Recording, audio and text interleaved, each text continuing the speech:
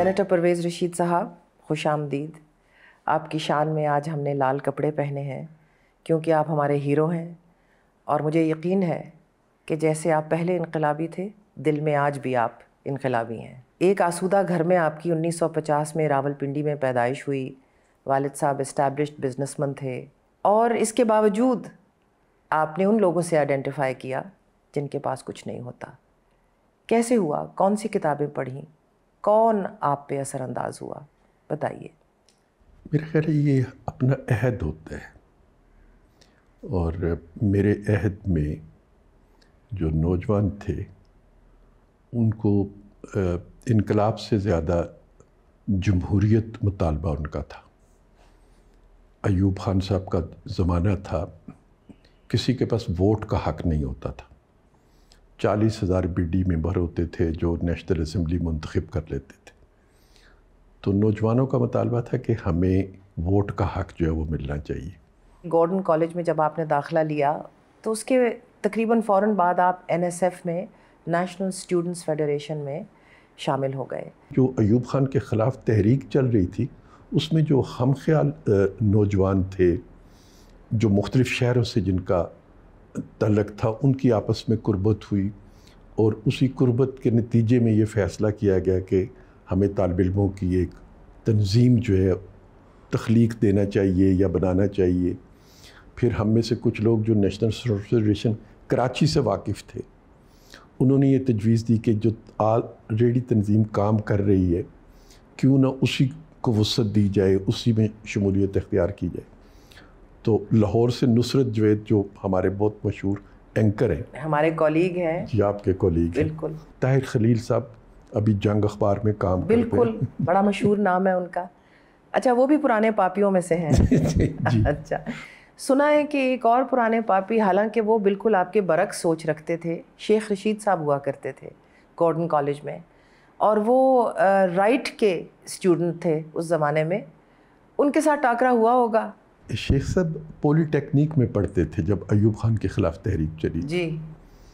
لیکن چونکہ سیاسی سرگرمیوں کا مرکز گورڈن کالج بن چکا تھا، وہاں آ جایا کرتے تھے. تو پھر انہوں نے داخلہ لے لیا، اپنا پولی ٹیکنیک کی تعلیم انہوں نے چھوڑ دی، اور وہ خود کہتے تھے کہ سیاست کا شوق جو ہے وہ مجھے گورڈن کالج لے آیا. تو آپ تو پھر آمنے سامنے تھے. ان کی سوچ میں ایک بہت فرق تھا. پے وکھری گل ہے کہ بعد جا کے تسی دوویں ایکو ٹولے دے وچ شامل ہو گئے، لیکن وہ بعد دی گل ہے. What an irony that is دو، ہے کہ نہیں یہ ایک عجوبہ کہ جب آپ کے کریئرز شروع ہوئے تو وہ رائٹ پہ تھے، ایکسٹریم رائٹ پہ، آپ لیفٹ پہ تھے، اور پھر دونوں کا حسین امتزاج پی ایم ایل این میں ہو گیا ایک زمانے میں آ کے. جس پی ایم ایل این کو انہوں نے جوائن کیا تھا، میں اس وقت پی ایم ایل این تو نہیں تھی، لیکن جس سیاسی دھڑے کو انہوں نے جوائن کیا تھا، میں تو اس کے ساتھ وابستہ کبھی نہیں رہا تھا. اس سیاسی دھڑے کا جو لیڈر تھا نواز شریف صاحب، ان کی سوچ میں ایک تبدیلی آئی. بالکل. اور جس کی وجہ سے پہلی دفعہ وہ اقتدار سے محروم بھی ہوئے. جب انہوں نے کہا 93 میں ڈکٹیشن نہیں لوں گا، اچھا، تو میں نے انہیں جوائن کیا. اس وقت آپ نے جوائن کیا. لیکن جو پھر نواز شریف صاحب کی سوچ تھی، شیخ صاحب اس سوچ کے ساتھ تو نہیں چل سکے، وہ تو چھوڑ کے چلے گئے. جیسے جیسے نواز شریف صاحب کی سوچ نکھرتی گئی اور عوامی ہوتی گئی، شیخ صاحب ان سے دور ہوتے چلے گئے. جب 1970 کے الیکشنز ہوئے اور اس میں شیخ مجیب الرحمان جیت گئے، یعنی کہ ان کو میجورٹی ووٹ مل گیا، تو ذوالفقار علی بھٹو نے ان کو تسلیم کرنے سے as the leader of Pakistan resist کیا. اس وقت آپ حالانکہ پیپلز پارٹی کے ممبر بھی تھے، لیکن اس کے باوجود آپ نے احتجاج کیا. N S F national students federation کی ایک اجلاس ہوا تھا. ان کی رائے یہ تھی کہ بھٹو صاحب کو اور مجیب الرحمان کو آپس میں کنفرنٹریشن میں نہیں جانا چاہیے. بڑی خواہش یہی تھی کہ ایک آئینی جمہوری پاکستان جو ہے اس کا وجود ان دونوں کے ملاپ سے آئے گا. اگر یہ دونوں آپس میں لڑتے رہیں گے تو ہم جمہوریت سے دور ہوتے چلے جائیں گے. کاش کہ ایسا ہو جاتا. 70s کے حالات بتائیے، اور یہ بتائیے کہ بھٹو صاحب اپنا وعدہ پورا کیوں نہیں کر سکے؟ دیکھیں، سیاسی شعور تو بھٹو صاحب نے دیا، لیکن اسی سیاسی شعور سے پھر وہ خود خوف زدہ بھی ہو گئے. اور ایک بڑا مشہور ان کا انٹرویو تھا کہ عوام کی طاقت کا جو جن بوتل سے باہر نکلا ہے، اب اس کو بوتل میں نے بند بھی کرنا ہے. اچھا، یہ انہوں نے فرمایا وہاں. میں نے بھی یہ سنا ہے کہ ایک اسٹیٹ وزٹ پہ ٹرکی گئے، ترکی، اور وہاں پر اس وقت عدنان مینڈریز جو پرائم منسٹر تھے، ان کو پھانسی لگ چکی تھی، وہ اسیسینیٹ ہو چکے تھے، اور جرنیلوں نے بلا کے بھٹو صاحب کو ٹیبل پہ بٹھایا، اور جو صاحب ان کے ساتھ بیٹھے تھے وہ مبشر حسن تھے. اور ڈاکٹر مبشر حسن نے مجھے یہ بات چند سال پہلے بتائی. انہوں نے کہا کہ بھٹو صاحب turn to me and he said Mubashir, and he said I looked at him. میں نے ان کی طرف دیکھا تو میں نے دیکھا کہ وہ پسینے میں تر تھے.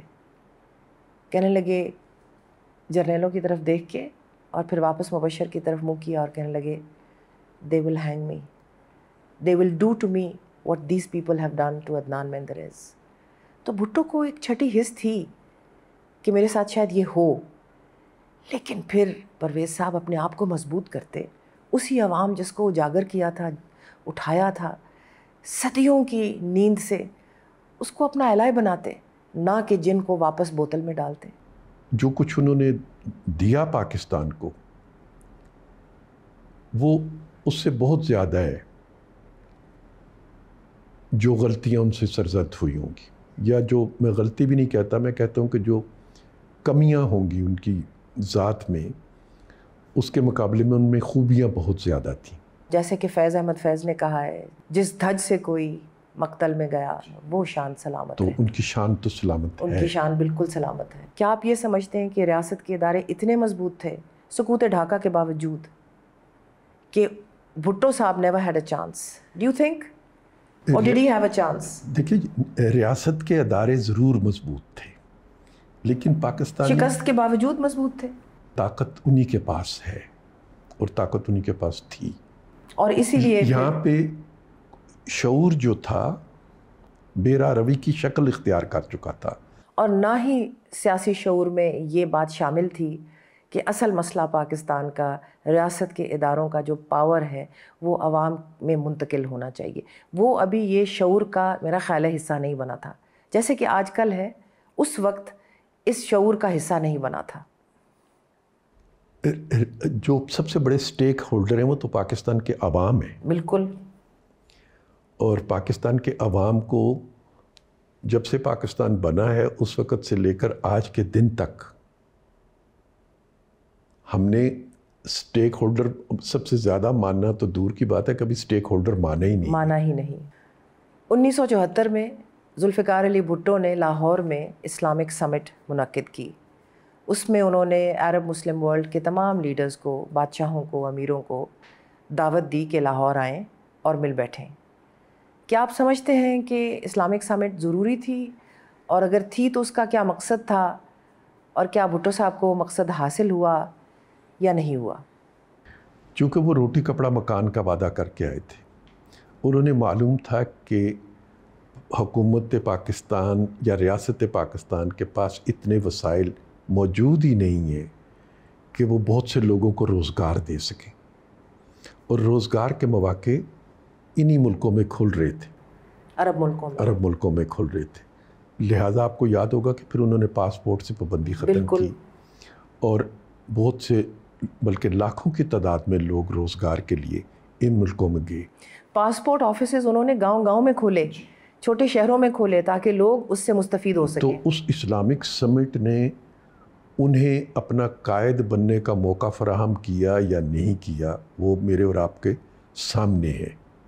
کہ یہ تو نہیں ہو سکتا تھا کہ اسلامی ملکوں کے سمٹ کو تارا مسیح جو ہے وہ 2 روپے کی رسی گلے میں ڈال کے پھانسی ڈال دے. 2 نتیجے اس کے نکلے تھے، ایک بنگلہ دیش کو تسلیم کرنے کا موقع فراہم ہو گیا، دوسرا لوگوں کے لیے روزگار کا بندوبست ہو گیا. لیکن پھر عالمی طاقتوں کی آنکھوں میں آ گئے. عالمی طاقتوں کو، خاص طور پہ امریکن سامراج کو یہ احساس ہو گیا کہ یہ تو ایک نیا بلاک بن رہا ہے. اور آپ کو یاد ہوگا کہ آئل امباگو جو سعودی عربیہ کے شاہ فیصل نے چند سال پہلے ہی کیا تھا، اور ڈیمانڈ کی تھی کہ اب تم ہمارا تیل اپنی مرضی کی قیمتوں پہ نہیں لے سکتے، اب ہم فیصلہ کریں گے. اور اوپیک بنائی انہوں نے. آپ کیا سمجھتے ہیں کہ اس کے بعد کیا بھٹو کی امریکن سامراج کے ساتھ ٹکر شروع ہو گئی؟ ہمیں یہ نہیں چاہیے تھا کہ ہم کسی سے کنفرنٹریشن میں چلے جائیں کہ چونکہ ہمارے پاس تیل ہے تو تمہاری ایسی کی تیسی. ہمیں چاہیے تھا کہ ہم اس تیل کی دولت سے اپنے بچوں کو وہ تعلیم دیتے جن سے وہ ایسی ایجادات کرتے کہ بجائے دنیا ہمارے تیل کو استعمال کرتی، ہم اپنے تیل کو خود استعمال کر کے دنیا میں وہ چیزیں فراہم کرتے. اور وہ بچے پڑھ لکھ جاتے اور کل کو اپنی جمہوریت ڈیمانڈ کرتے. ایسی پاگل سے کسی کم کر دیں. تو پھر یہ بتائیے نا، تو پھر ہم سامراج کو کیوں گالیاں دے رہے ہیں؟ پھر ہم اپنے حکمرانوں کو گالیاں دیں جو جمہوریت سے خوف زدہ رہتے. یہ ایک براڈ سویپ آف ہسٹری ہوتی ہے جس میں ہم قید ہوتے ہیں. تو میں آپ سے یہ پوچھ رہی ہوں کہ کیا آپ یہ سمجھتے ہیں کہ ہم ایک براڈ سویپ آف ہسٹری میں قید تھے اور ہیں؟ جی قید تھے، قید ہیں، اور اس سے نکلنے کے لیے ہم سب کو جو کچھ کرنا چاہیے ابھی تک ہم اپنے میں وہ صلاحیت نہیں پیدا کر سکے. جو پاکستان کو جہالت کی طرف دھکیلنے میں ضیاء الحق کا کردار رہا ہے وہ تو کسی اور دوسرے کا نہیں، اس کا تو ثانی کوئی نہیں. جس دن یہ تقریر کی بھٹو صاحب نے کھڑے ہو کے ماشاء اللہ کو ہمیشہ کے لیے بحیرہ عرب میں غرق کر دیا، اور کانسٹیٹیوشن میں ایک کلاز رکھ دی گئی ہے کہ اب اگر کوئی جمہوریت کو نقصان پہنچائے گا، آئین کو نقصان پہنچائے گا تو وہ مجرم گردانا جائے گا. آرٹیکل 6. جی. تو آپ میری خوشی کا اندازہ نہیں کر سکتے کہ میں کتنا خوش ہوا کہ اب اس ملک میں کبھی آمریت نہیں آئے گی. ہم بھی مہذب ہو گئے ہیں. تو وہ خواب جب ٹوٹا ہوگا 5 جولائی کو، یقیناً وہ سیاہ دن تھا پاکستان کی تاریخ کا. ذاتی طور پہ آپ نے اس کے بعد کیا کیا؟ ذاتی طور پر وہی کیا جو پہلے کرتا تھا. جیسے یحییٰ خان صاحب کے زمانے میں ایک پمفلٹ لکھ دیا، ایک تقریر کر دی اور جیل چلا گیا. آپ کو فوراً گرفتار کر لیا گیا. دوسری دفعہ پھر ایک پمفلٹ لکھ دیا جمہوریت کے لیے، آپ کو پھر گرفتار کر لیا گیا. گرفتار ہو گئے. 1988 میں محترمہ بے نظیر شہید واپس پاکستان تشریف لائیں. جی. پھر الیکشن ہوا. میں سمجھتی ہوں وہ الیکشن بھی ان سے چرایا گیا، ان کی اکثریت زیادہ ہونی تھی اس وقت. البتہ ان کو پرائم منسٹرشپ دے دی گئی چند مہینوں کے لیے. اس دوران آپ کا ان کے ساتھ کوئی رابطہ رہا؟ جس دن وہ واپس آئی ہیں، پاکستان واپس تشریف لائی ہیں، تو مجھے ان کی طرف سے دعوت ملی تھی کہ میں ان کے ساتھ لاہور ایئرپورٹ سے ان کے ٹرک میں ان کے ساتھ قافلے میں شامل ہو جائیں. میں اس جلوس میں تھی.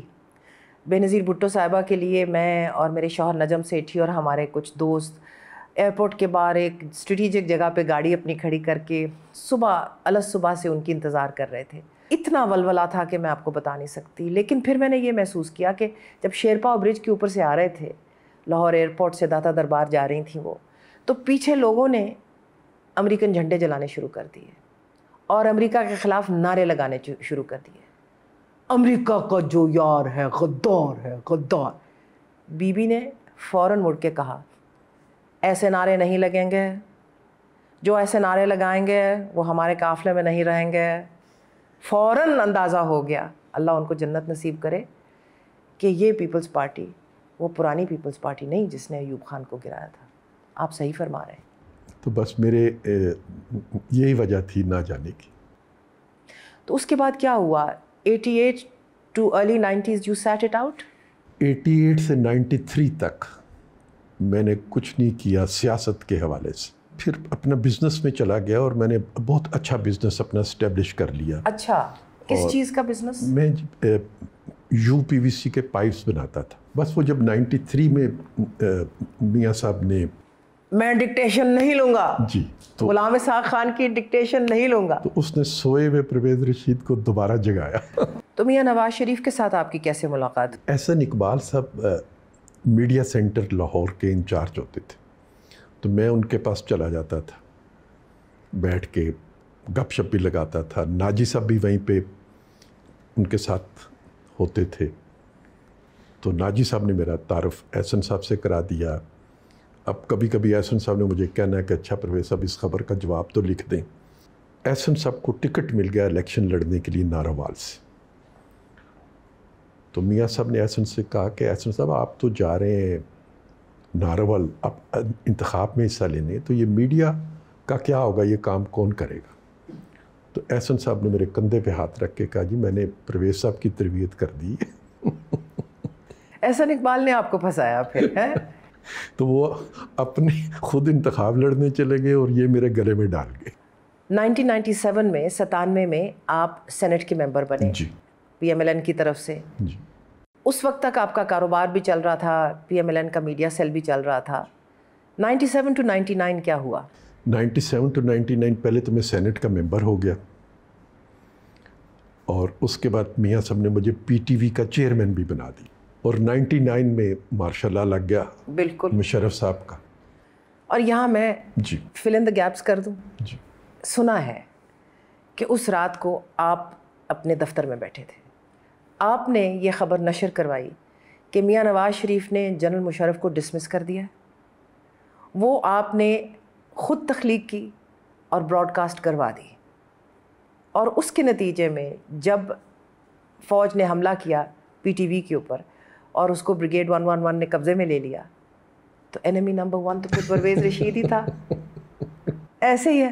مجھے تو ایک منتخب وزیر اعظم کی طرف سے جو اطلاع ملی اس کو ٹیلی ویژن پہ تو نشر ہونا تھا. اور جب میرے پاس یہ ایک فیکٹ آیا تو میں نے 1 منٹ تو اپنا پین نیچے رکھا نا, and I looked at that again and I said واہ, this is exactly what a revolutionary would do. انقلابی بندہ موقع تلاش کر کے وہاں پر ضرور کوئی ایسا کام کر جاتا ہے جو پھر یاد رہتا ہے. جی ارشاد. وہ ہاں, آپ نے منتخب وزیر اعظم کا منتخب وزیر اعظم نے ایک فیصلہ کیا. جی بالکل, اس کو آپ نے براڈ کاسٹ کر دیا. اس خبر کو چلنا تھا. جی بالکل, آسمان آپ کے سر پہ گر گیا. جی میں دفتر میں بیٹھا ہوا تھا, آپ کو گرفتار کر لیا گیا, اور اس کے بعد ایک بہت نہیں, اس کو گرفتاری نہیں کہہ سکتے آپ, وہ ایک تو اس کو آپ اغوا کہہ سکتے ہیں, کڈنیپنگ تھی, کیونکہ گرفتاری تو کسی کاغذ پہ درج کی جاتی ہے نا جی, کوئی قانونی کارروائی ہوتی ہے. جی, تو وہ ایک تو کڈنیپنگ تھی. صحیح. اور دوسرا پھر وہ ایک مسنگ پرسن بھی تھا. میں 2 ڈھائی 3 ہفتے مسنگ پرسن کے طور پہ میں رہا, کیونکہ کسی کو معلوم نہیں تھا کہ میں کہاں پہ ہوں اور کس کی تحویل میں ہوں. لیکن وزیر اعظم پاکستان بھی مسنگ پرسن تھے. اس کے بعد ویسے آپ کے اوپر بہت سی اذیتیں آئیں, بڑا مشکل وقت شروع ہو گیا. جی بتائیے تھوڑا سا ہمیں اس وقت کے بارے میں. نہیں تو مشکل وقت بچوں کو بتانے کی کیا ضرورت ہے, بچوں کو اچھی اچھی باتیں بتانی چاہیے. ماضی کو سمجھنا پڑے گا نا, بچوں کو انسپریشن لینی پڑے گی. جو بھی ہمارے اس وقت ناظرین ہیں ان کو آپ کی کہانی سے انسپریشن تو ملے گی نا پرویز صاحب, پلیز بتائیے. مجھے اپنی بارے میں گفتگو کرنا کچھ اچھا نہیں لگتا. آپ کو یاد ہوگا جالب صاحب نے اپنی ملاقات کے حوالے سے ایک نظم لکھی ہے, حالات کا ماتم تھا ملاقات کہاں تھی. جیل سے آپ کب فارغ ہوئے, پھر آپ ملک سے باہر کب گئے اور کتنی دیر رہے؟ جیل سے تو میں نکلا نہیں جی کوئی 2000 میں, 99 اور 2001 جی. تو آپ پھر لندن کتنی دیر رہے؟ 5 سال جی. 2007 میں پھر میاں صاحب کے ساتھ ہم واپس آئے جی پاکستان. ایک اور کہانی سنی ہے جی کہ آپ کے پاسپورٹ کو شاید 1 یا 2 دن رہ گئے تھے برٹش پاسپورٹ ملنے کے, کیونکہ آپ اسائلم میں وہاں رہے تھے پورے 5 سال بلا ناغہ, تو آپ کا بنتا تھا, لیکن آپ نے ترک کیا, 1 دن نہیں ٹھہرے اور میاں صاحب کے ساتھ جہاز پہ چڑھ کے واپس آ گئے. اس حقیقت ہے؟ جی میں برطانوی شہری بننے کے لیے تو ملک سے باہر نہیں گیا تھا, میں واپس آنے کے لیے ہی گیا تھا. Let's take a break. Welcome back. Charter of democracy 2006 میں سائن ہوا. Would you consider it another watershed event in Pakistan's history?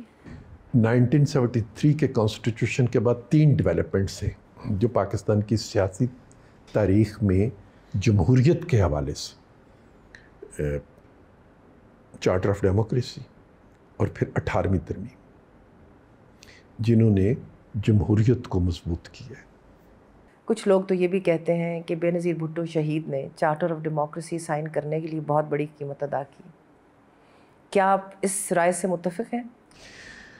Pakistan کی ساری جمہوری قوتوں نے اس کی قیمت ادا کی جی. میاں صاحب کی 2013 میں حکومت بنتی ہے جی.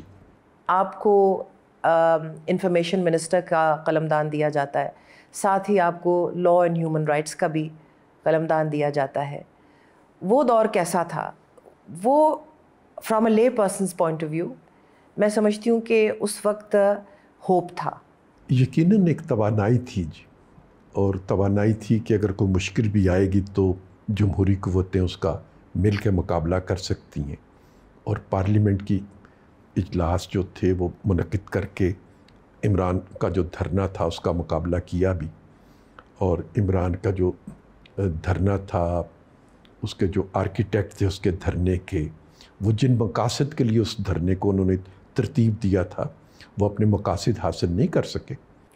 اچھا, یہ آپ نے مزیدار بات کی اور آپ نے آرکیٹیکٹس کی بات کی, مقاصد کی بات کی, لیکن اس سے چند سال پہلے آپ لوگوں نے میمو گیٹ میں بھرپور حصہ لے کے حسین حقانی کو کٹہرے میں کھڑا کیا لا کے. میاں صاحب خود تشریف لے کے گئے کورٹ میں. زرداری صاحب کی حکومت ایک دفعہ تو ہل گئی, جو 2008 سے 2013 کی ان کی حکومت تھی. تو آپ آرکیٹیکٹس اور مقاصد کی کیا بات کریں گے؟ بنتی ہے؟ نہیں, دیکھیے, ایک ہوتا ہے کہ آپ اپنا ایک سیاسی موقف اختیار کرتے ہیں, اور وہ سیاسی جماعتیں, ہم اور پیپلز پارٹی دو مختلف سیاسی جماعتیں ہیں, اور انہیں بھی اپنے لوگوں کو سیاست میں ہمارے بارے میں کوئی کہنا ہے اور ہمیں بھی ان کے بارے میں بھی کچھ کہنا ہے. اور خاص طور پر اگر وہ حکومت میں ہیں تو ہمیں ان پر تنقید کرنے کا تو پورا حق حاصل ہے. لیکن ہم نے کوئی ایسا قدم نہیں اٹھایا کہ ہم ان کی حکومت کا تختہ الٹنے کے لیے گھر سے دھرنے. ہوا نہیں وہ, لیکن میمو گیٹ ایک بھیانک سازش تو تھی, اور اس نے ایک دفعہ تو پیپلز پارٹی کی حکومت کو خوب ڈیسٹیبلائز کیا. پرویز صاحب, اس میں کیا حرج ہے ایڈمٹ کرنے میں, جو کہ ہم جب پرائیویٹ محفلوں میں بیٹھتے ہیں تو ہم جیسے کئی لوگ ایسی باتیں کر جاتے ہیں کہ شاید ہمیں یہ کام ایک دوسرے کے خلاف نہیں کرنے چاہیے. جی, میں اس حد تک تو آپ سے متفق ہوں کہ اپنی جو ماضی کی غلطیاں ہوتی ہیں سب ان سے سیکھتے ہیں. سیاسی جماعتیں بھی سیکھتی ہیں, اور ہماری جماعت نے بھی سیکھا ہوگا, دوسری جماعتوں کو بھی سیکھنا چاہیے, اور دوسری جماعتوں میں سے کچھ جماعتوں نے سیکھا بھی ہے. تو ایک سیکھنے کے عمل میں کچھ غلطیاں, کچھ کوتاہیاں ہو جاتی ہیں, لیکن میں پھر آپ سے یہ عرض کروں گا کہ اس کو آپ سازش نہیں کہہ سکتے, جس طرح سے خان پروجیکٹ جو ہے وہ سازش تھی. پرویز صاحب, آپ میاں نواز شریف کو بہت قریب سے جانتے ہیں. 1993 سے جو ان کا بیان تھا, میں ڈکٹیشن نہیں لوں گا, اب تک 2024 تک آپ نے ان کا کردار بدلتے دیکھا, کیسے بدلا, اس میں آپ کا کتنا حصہ تھا؟ سوچ ان کی اپنی تھی. یہ جملہ جس سے میں متاثر ہوا, وہ میں انہیں جانتا تھا, کم سے کم وہ مجھے نہیں جانتے تھے. اس لیے یہ تو میں دعویٰ نہیں کر سکتا کہ میں نے ان کی سوچ کی تبدیلی میں کوئی کردار ادا کیا ہے. لیکن ان کی سوچ میں نشو و نما ہوئی, اس میں اضافہ ہوا, پروان چڑھا.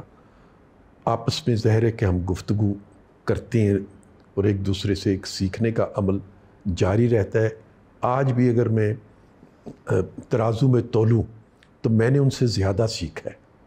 اقتصادی ترقی جو ہے وہ اس پہ بہت ان کی نگاہ ہوتی ہے, یا ان کے کوشش بہت کرتے ہیں, اس دل سے قریب چیز جو ہے وہ اقتصادی ترقی ہے. اور اس میں پرویز صاحب ریجنل پیس بھی ضروری ہے, اس میں جمہوریت, the law of contract, independent judiciary اور انڈیپینڈنٹ میڈیا سب ضروری ہیں. یہ ساری اکنامک پراسپیرٹی اور اکنامک ڈیولپمنٹ کے لیے یہ تمام چیزیں ضروری ہیں. جی, یہ پری کوالیفیکیشنز ہیں, یہ پری کوالیفیکیشنز ہیں, پری ریکوزٹس ہیں. جی, پری ریکوزٹ ہے. تو اس چیز کو نواز شریف صاحب بہت اچھے طریقے سے سمجھتے ہیں, اور پھر وہ جب انہی کی جانب بڑھنے کی کوشش کرتے ہیں, اور اسی سے ان کی سوچ جو ہے وہ جنم لیتی ہے. نواز شریف صاحب کو یہ سمجھ آ گئی, اور شہباز شریف صاحب کو تو نہیں سمجھ آئی لگتا ہے. اور میں نے تو ان کو خود کہتے سنا ہے کہ میرے بھائی جان خراب کرنے والے پرویز رشید صاحب نے تے چند ہور انقلابی نے وہ تو بار بار یہی گل کرتے ہیں. پرویز صاحب یہ ویسے لاڈ سے کرتے ہیں وہ بات. اچھا, خلوص میں کرتے ہیں آپ کے لیے, لاڈ سے کرتے ہیں بات. بڑے لاڈے ہو تسی, دو میں بھراواں دے لاڈے ہو. چارٹر آف ڈیموکریسی کی آپ نے بات کی، and I am jumping ahead of my self, but کیا یہ ممکن ہے کہ ایک دن آپ لوگ عمران خان کے ساتھ بھی چارٹر آف ڈیموکریسی کر لیں گے؟ خان صاحب نے ابھی تک اپنے مزاج میں کوئی ایسی چیز پیدا نہیں کی جو مجھے کوئی امید دلائے کہ وہ ایک سیاسی ذہن کے مالک بن چکے ہیں، اور وہ جو نفرت، تعصب اور جھوٹ کی بنیاد پر اپنی سیاست کی بنیادیں کھڑی کرتے ہیں، وہ اب اپنی اس غلطی سے چھٹکارا حاصل کرنا چاہتے ہیں۔ ان کی کسی ایک قدم سے بھی مجھے آج بھی وہ جو سبق پڑھائے گئے، جن کے بارے میں وہ خود اب اعتراف کرتے ہیں کہ مجھے کسی نے پڑھائے تھے، لیکن دہراتے اسی سبق کو ہے۔ ہم کہیں پہ بھی یہ کوشش نہیں کرتے کہ ہم ڈنڈے سے اپنی بات کو منوائیں گے۔ کیوں نہیں؟ جبر اس میں کیا حرج ہے؟ جبر سے اپنی بات اس میں کیا حرج ہے پرویز صاحب؟ اگر ایک سٹرگل ہے، اس سٹرگل میں آپ کا جو مخالف ہے وہ ہر قسم کا ہتھیار استعمال کر رہا ہے، تو آپ ڈنڈا بردار بھی نہیں ہو سکتے؟ طاقت جو ہے اس کو جب تک آپ کسی ڈسپلن میں نہیں رکھتے، کسی آرگنائزیشن کی شکل میں نہیں ڈھالتے اور کسی ایک کمانڈ میں نہیں لے کے آتے، تو وہ پھر غنڈہ گردی میں بھی تبدیل ہو جاتی ہے۔ اور پرویز صاحب، کون جیتا ہے تیری زلف کے سر ہونے تک؟ یہ کام نہیں ہوتا۔ آج اگر لوگ بجلی کے بلوں سے ستے ہوئے کہیں نہ کہیں چنگاری کوئی لگ جاتی ہے اور لوگ اسپونٹینیسلی اکٹھے ہونے شروع ہو جاتے ہیں اور اس قسم کی آگ پھیلتی ہے۔ عرب سپرنگ بھی تو اسی طرح ہی شروع ہوا تھا نا۔ تو پھر اس کا انجام کیا ہوا؟ دیکھیں، انجام ضروری نہیں پرویز صاحب، you are a political scientist and a political worker, یہ ضروری نہیں کہ ہر انجام ایک جیسا ہو، یہ ضروری نہیں۔ کئی ایسے کام شروع ہوئے ہیں جو کہ ایک اسپونٹینیس پروٹیسٹ سے شروع ہوتے ہیں اور پھر وہ بڑھتے چلے جاتے ہیں۔ تو یہ آپ بات نہ کیجئے کہ جی ہم ڈنڈا بھی نہیں اٹھا سکتے۔ اسپونٹینیس جو ریئیکشن ہے وہ ایک بالکل مختلف چیز ہے، لیکن ایک جتھا تشکیل دے کے اس جتھے کے ذریعے حکومت کا تختہ الٹنے کی کوشش کرنا، میں 9 مئی کی بات نہیں کر رہی، وہ ایک بالکل مختلف چیز ہے۔ میں 9 مئی کی بات نہیں کر رہی، میں بھی آپ سے یہ عرض کرنا چاہ رہا ہوں، میں بات کر رہی ہوں پولیٹیکل سٹرگل کی۔ پولیٹیکل سٹرگل میں جب آپ تشدد کا ایلیمنٹ لے آئیں گے، جب آپ اس میں طاقت کا ایلیمنٹ لے آئیں گے، تو پھر وہ بے راہ رو ہو جاتی ہے۔ پھر جس کی لاٹھی اس کی بھینس۔ گاندھی کی نان وائلنٹ موومنٹ جو تھی، ستیہ گرہا، جی، آپ کا کیا خیال ہے کہ ہندوستان کو آزادی گاندھی کی نان وائلنٹ موومنٹ نے دی، یا کہ انگریز سامراج کا ورلڈ وار 2 کے اندر ایگزاسٹ ہو کے مسا جیتنے نے بر صغیر کو آزادی دی؟ کیا خیال ہے آپ کا؟ لیکن ورلڈ وار 2 سے پہلے گاندھی جی کی جو تحریک تھی، اس نے گاؤں گاؤں میں آزادی کی شمع تو روشن کر دی تھی نا، کر دی تھی۔ اور اگر فرض کرے وہ تحریک نہ ہو، اس کے ساتھ ساتھ INA بھی کام کر رہی تھی، جی، جو لبریشن آرمی تھی، جس میں سبھاش چندر بوس والی، جی، ٹھیک ہے، that was a violent struggle. Bhagat Singh بھی اس کے ساتھ ساتھ کام کر رہے تھے۔ جی، جلیاں والا باغ میں کئی 100 لوگ مارے گئے، جی، بچے، عورتیں، جی، اس کے اندر جنرل ڈائر کو جا کے جس بندے نے پوچھا کہ یہ تم نے وہاں کیا کیا، یہ سب چیزیں نہ ہوتی تو کون سی آزادی کسی نے ہمیں ہاتھ پلیٹ پہ ڈال کے دے دینی تھی؟ یہ سب چیزیں بھی اسی کے نتیجے میں پیدا ہوئی تھی، لیکن کامیابی جو تھی وہ جمہوری جدوجہد والوں کو ملی۔ کامیابی جمہوری جدوجہد والوں کو، hero educated, Cambridge educated Jawahar Lal Nehru کو، انگلش سپیکنگ ماؤنٹ بیٹنز کے دوست کو ملی۔ انگریز سامراج نے ان کو وہ دی۔ یہاں پر قائد اعظم محمد علی جناح صاحب، لنکنز ان ایجوکیٹڈ، 3 پیس سوٹ پہننے والے، انگریزی بہترین بولنے والے، ان کو بھی کامیابی حاصل ہوئی۔ انگریز سامراج نے کامیابی دی، لیکن آپ ماؤ زے ٹونگ کی آرم سٹرگل کو ڈینائی نہیں کر سکتے، آپ بولشوکس کی رشیا میں آرم سٹرگل کو ڈینائی نہیں کر سکتے۔ اگر آپ انقلابی ہیں، نہیں تو میں لال دوپٹہ اپنا اتار دوں اور کچھ اور پہن لوں، کالا دوپٹہ پہن لوں، کیا کروں میں؟ آپ مجھے بتائیں، آپ کیسے انقلابی ہو کے آرم سٹرگل کو بھی جسٹیفائی نہیں کر رہے؟ میں غلط ہو سکتا ہوں لیکن میرے مزاج میں نہیں۔ ایک وقفہ لیتے ہیں۔ Welcome back. 2016 میں آپ کی ایک اور آزمائش شروع ہو گئی، جب ہمارے دوست اور آپ کے بھی دوست سرل المیڈا نے ڈان میں وہ خبر شائع کی جس کے مطابق ایک ہائی لیول میٹنگ ہو رہی تھی اسلام آباد میں، اور وہاں پر سویلین قیادت نے اسٹیبلشمنٹ کی قیادت کو کہا کہ آپ انتہا پسندوں کے خلاف اقدامات کیجئے، نہیں تو ہم انٹرنیشنل آئسولیشن کی طرف جا رہے ہیں. اور وہ خبر جو ہے وہ اگلے دن ڈان میں چھپ گئی. تو پھر آسمان آپ کے اوپر گر گیا. وہ باجوہ صاحب کے درجنوں اب انٹرویوز موجود ہیں جن میں وہ خود اس چیز کو ایڈمٹ کر چکے ہیں کہ اس کا حقیقت سے کوئی تعلق نہیں تھا. اللہ دی شان ہے، اللہ دی شان، اللہ دی شان ہے. اینیاں مصیبتاں پا کے، اینی خرابی پیدا کر کے ہن حقیقت نال کوئی تعلق نہیں. جی واہ جی واہ. اس کے بعد میاں نواز شریف کو بھی فارغ کیا گیا. پھر الیکشن ہوا 2018 کا. اسی لیے اس زمانے میں یہ لکھا جاتا تھا نا کہ ڈان لیکس تو بہانہ ہے، نواز شریف نشانہ ہے. بیک گراؤنڈ تو یہی تھی. جی پھر ہم نے دیکھا 2018 میں کیا ہوا. وہ الیکشن بھی گو کہ 2024 کی حدیں اس نے نہیں پار کی تھیں. اس الیکشن نے بھی نواز شریف کو وزارت عظمیٰ سے محروم کیا، اور عمران خان صاحب اس الیکشن کے نتیجے میں وزیر اعظم بنے. میاں نواز شریف اپنی علیل اہلیہ کو لندن میں چھوڑ کے اور اپنی بیٹی کے ساتھ لاہور آ گئے. لاہور آئے، بہت اذیتیں دونوں باپ اور بیٹی نے سہیں. اس کے بعد دونوں جیل گئے. اور میاں صاحب تو ایک منجے ہوئے سیاستدان ہیں، وزیر اعظم بن چکے تھے. ان سے تو یہی امید تھی کہ وہ صبر کے ساتھ اور ڈگنیٹی کے ساتھ اپنا جیل کا وقت گزاریں گے، جس طرح انہوں نے گزارا بھی، جب تک کہ وہ باہر نہیں چلے گئے. لیکن ان کی بیٹی نے دلیری سے وہ جیل سہی اور اپنے والد کی ڈھارس بنی رہی. میں نے اس وقت دیکھا کہ ان کا شعور ڈیولپ ہو رہا ہے، اور وہ یہ کہتی تھیں کہ میں اپنے والد کی بیٹی صرف نہیں، بلکہ میں ان کی اس لیے معتقد ہوں کیونکہ وہ سویلین سپریمیسی کی بات کرتے ہیں. اس میں آپ کا کیا کردار تھا؟ میں اس جدوجہد میں جو میاں نواز شریف صاحب کے لندن چلے جانے کے بعد پاکستان میں مریم نے برقرار رکھا جس کو، میں ان کا ہمسفر رہا، ان کا ساتھی رہا. مریم کو لوگ چونکہ جانتے نہیں تھے اور پہلی دفعہ عوامی سطح پہ اس کی انٹروڈکشن ہو رہی تھی. یہ ساری خوبیاں جو ہیں اس میں، ایک تو آپ یہ یاد رکھیے کہ وہ میاں شریف صاحب کی پوتی ہے، اور میاں شریف صاحب کی اپنی صلاحیتیں تھیں. اسی طریقے سے وہ نواز شریف کی بھی بیٹی ہے اور بیگم کلثوم نواز صاحبہ کی بھی بیٹی ہے. تو اس کے پاس ان تینوں کا تجربہ بھی آیا ہے، ان تینوں کی تربیت بھی آئی ہے.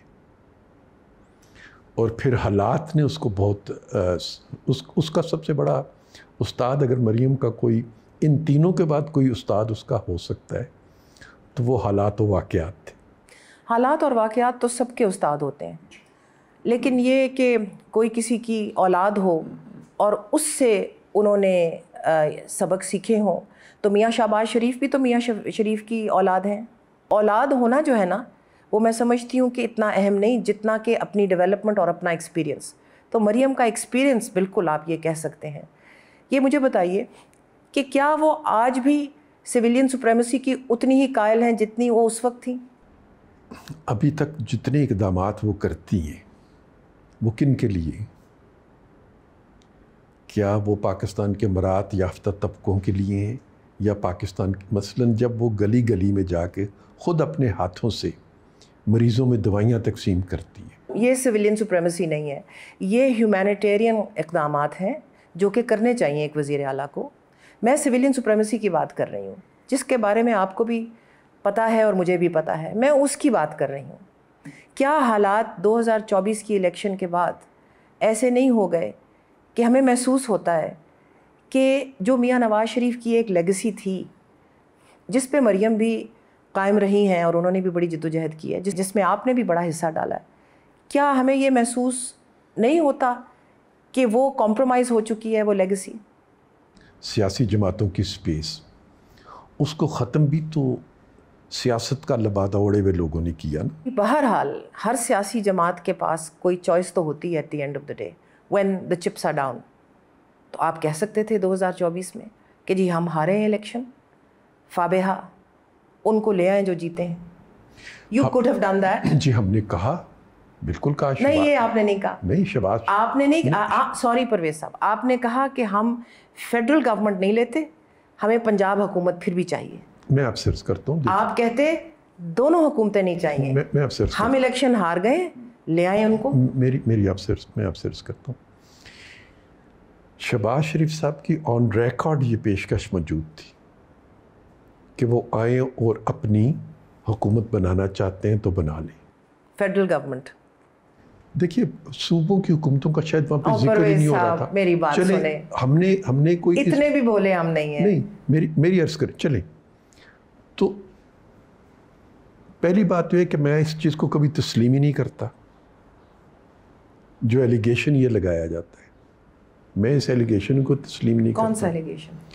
کہ کوئی جماعت کو الیکشن جو ہے وہ ہاری نہیں, اس کو ہروایا گیا ہے, اور کوئی دوسری جماعت جو جیتی نہیں ہے اس کو جتوایا گیا ہے. میں تو اس ایلیگیشن کو تسلیم ہی نہیں کرتا. 2018 میں بھی تسلیم نہیں کیا آپ نے؟ نہیں, 2018 میں تو نظر آتا تھا, وہ جب بند کیا گیا. تو 2024 میں نظر نہیں آیا؟ 2024 میں کم سے کم مجھے تو نظر نہیں آیا. چلیں کوئی اور بات کرتے ہیں. مشرف کے کو کے بعد آپ کی پی وی سی فیکٹری اور وہ اچھا بھلا چلتا کاروبار بھی غرق ہو گیا.